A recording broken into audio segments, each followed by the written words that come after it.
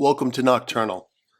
I'm Miles Booth, and tonight we have a reading from the April 1909 issue of Monster Hunter Quarterly, titled The Pyres of Carpathia. The tale is old, passed down for so long as to be relegated to the corners of folklore, but there are always embers of truth that burn in such corners. And when evil rises and lays its deathly hand upon the world, it is these embers which burn to stoke the fires that burn against the night. This is a tale as it was told to me. A full moon rose, pale spectre in the sky, while screams of panic stained the night, a sound at the edge of sanity owed to a young woman named Dumatrita Ardalan. She fled through the forest, pursued by a winged nightmare that outstripped her and any mortal for speed. The Strigoi swooped down, its leathery wings spread wide in the moonlight, while the poor girl darted across a dry creek bed, the soles of her feet barely skimming its dust and stones as she ran for her life. The Strigoi, a shadowy harbinger of death, with its talons outstretched, spat and hissed like a cat as it lunged after her. She could all but smell its rancid breath when she dove to the ground in a last effort to escape. But it was a futile gesture, and with a screech that seemed authored by a soul in damnation, the beast set its claws into her flesh and bore her away as if she were a field mouse and it an owl. The creature of the night had claimed its due, and soon the story would be told village to village, vale to vale, but not before its last line was penned.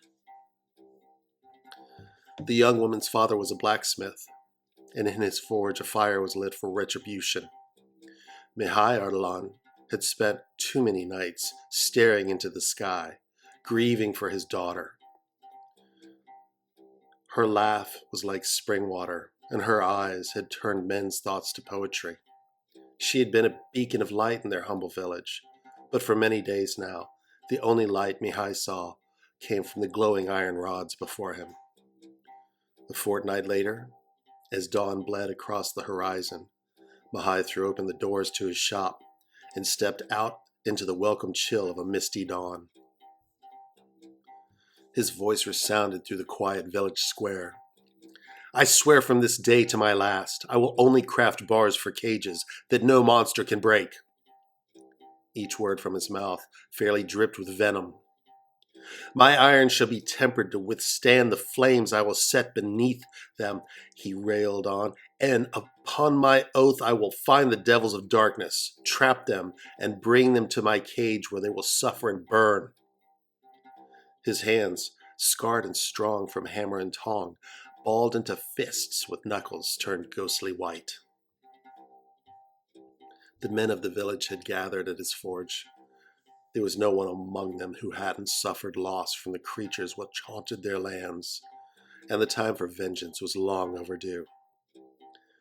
Every last Strigoi, every moon-howling Varkalak, every vile Prikalichi, they spoke along with him in low tones, joining him in his oath. By heaven, we will see them cooked to ash and swept away by winds of vengeance. Mihai hauled his anvil up to the mountain crag like a man possessed of strength he could not call his own. His breath plumed in gusty clouds, salted with curses between clenched teeth. Many had called him mad when he first voiced his plan to move his forge skyward, but madness and purpose were kin in the eyes of a father in mourning. Atop the stony precipice was a vista, stretching across the length of the valley, and it was this grand window where Mihai secured his anvil and prepared his tools.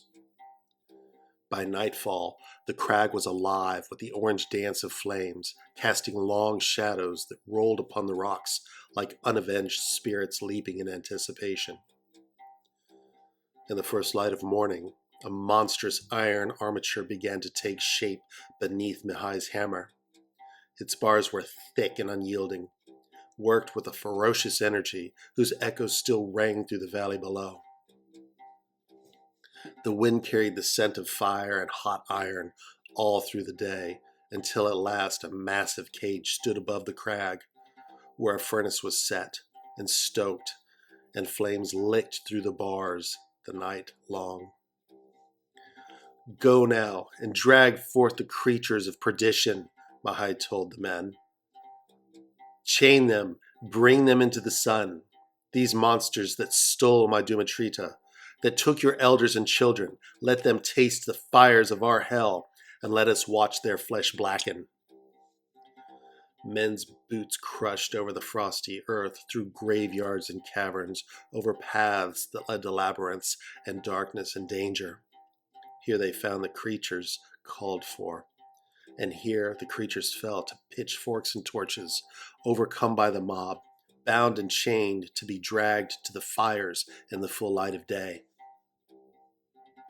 Mahai watched them come, as if he were a sovereign, standing tall upon the crag, where even at noon the flames could be seen by the villages below.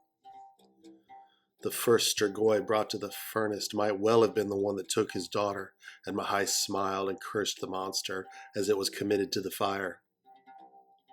Weakened by the sun in its meridian, it could only screech and yowl in terror as hungry red blossoms enfolded it. Romania, with its verdant valleys and jagged peaks, has long been a realm where the unnatural sought the living under the moon. For ages, the villagers had hewn wooden stakes and cast silver crosses, rallying around the wisdom of generations before. Yet their efforts, often as not, were met with failure, as monstrosities like the Strigoi still rose from the grave and stalked them in the night. But now the tide had turned, for the great Pyre, as it was come to be called, had no rival short of the wrath of God. Not a single grotesque brought to immolation had escaped its grim and black iron bars. Soon more cages were built. The peal of hammer on iron and the roar of flame filled the mountain passes, both night and day. The sun pooled into the horizon with a warm amber glow as a palpable tension filled a hamlet gathered around the figure of a body torn by wolves. The marks were unmistakable, and the villagers knew them by rote. A priest knelt beside the dead man, examining the wounds which marred his flesh. "Bind him," he said, and the group's eyes met in silent agreement. They had all seen futility in previous efforts, stakes through hearts, decapitated beasts, many times to no avail. Still, the villagers moved quickly, securing the body with links of chain and cord and wire. Yet they harbored no illusions, for history had taught them bitter lessons. The links of iron could not contain the beast once the moon rose full. They piled the chained figure into the back of a wagon and sped toward the great pyre. When darkness fell, with it came the distant howl of a wolf. The chained corpse began to stir and then convulse, as if the transformation took hold. Hot moonlight shone down, revealing the metamorphosis as a dead muscle squirmed, a bone cracked, and then fur sprouted through the dead man's skin, the chains clanking and straining. They had only just reached the pyre when a handful of men tipped the wagon so the newly formed were-creature rolled from its bed and into the cage and the waiting furnace below. The creature's snarling protests turned to shrieks of pain as the flames began to feast and the bars slammed shut on the cage. "The holy fire," whispered a veteran, his voice a rasp from years of shouting orders over the chaos. His comrades nodded, for these flames had come from the empty tomb of Christ on Great Saturday before Pascha. It was the one element even the foulest demon could not escape, their immortality undone by the most primal and sacred of elements. Fire, the purifier, the destructor, had come to their salvation. Simple flames and bonfires had failed them, but the inferno set beneath the unrelenting cage would not be denied. Meanwhile, a forest of tinder lay below, expectant of the one spark that would unleash an even larger conflagration. At dusk, the distant villages twinkled like stars fallen to earth, and those hamlets lifted their eyes to behold the fires of revenge which shone through despair with a promise to end the terror which the Carpathians had harbored so long. Whispers and prayers went up from the citizenry, but not just in gratitude, in praise as well, of the courage of those who turned hunters into the hunted. They were bringing the time of monsters to an end, and each day the growing procession of wagons labored into the range, drawn by horses who bore their cargo, in cages that twitched and jerked under their tarps from the restless fiends trapped within. The men who had become stewards of this fiery vigil moved with grim purpose, their faces set in stone, their brows furrowed from the endless days and nights of burning. They took charge of the wagons with gestures of authority. "Bring your load to the east, Pyre," one would call out, his voice rising over the rush of flames. Other men came from the villages to offer service, each new recruit quickly absorbed into the rhythm of their operation, learning the tasks meant to not only avenge their losses, but secure their future survival.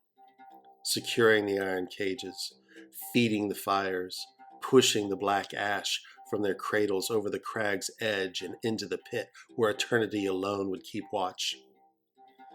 Men who once cowered behind locked doors now stood shoulder to shoulder with those seasoned by battle. Their attire, too, evolved from necessity. Long, heavy coats became the symbol of their ranks, the thick fabric protecting them from a constant rain of cinders. These coats bore scorches and singes which told of close encounters with the fires they tended. Neither winter's ice nor the deluge of summer storms could douse the flames of the pyres.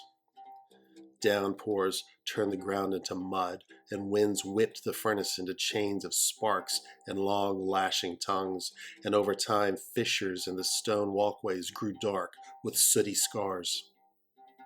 As the years went on, the wagons of captured beasts diminished, and hunters found fewer and fewer to deliver to the pyre. Many of them were allowed to go dark and bake down to coals in which they stood idle, dark skeletal forms against the sky. It seemed that there were no more monsters to be found, though whole crews of hunters diligently scoured the countryside.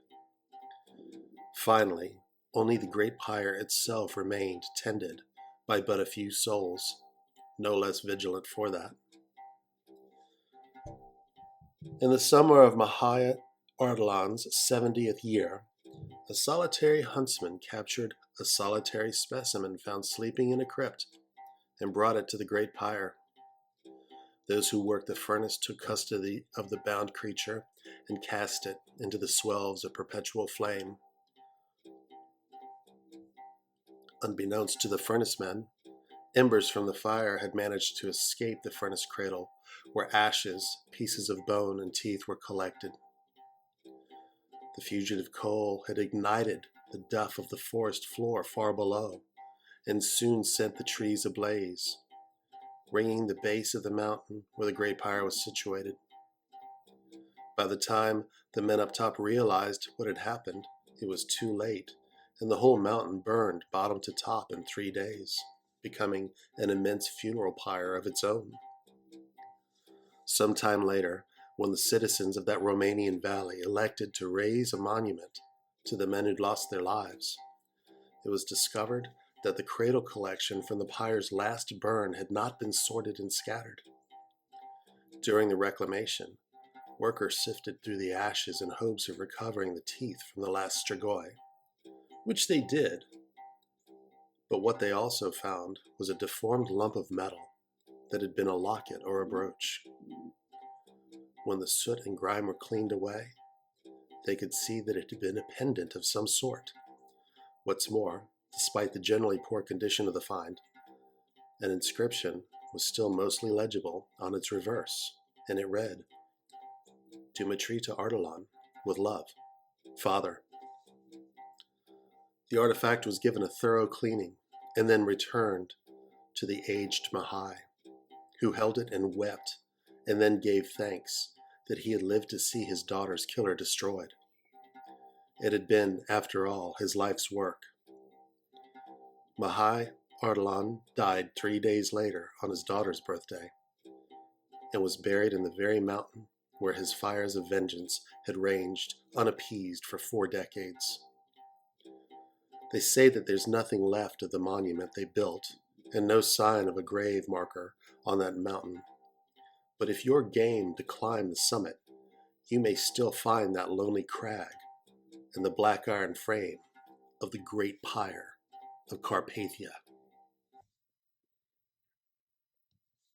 That concludes our story for tonight. As always, thank you for listening, and we'll see you next time.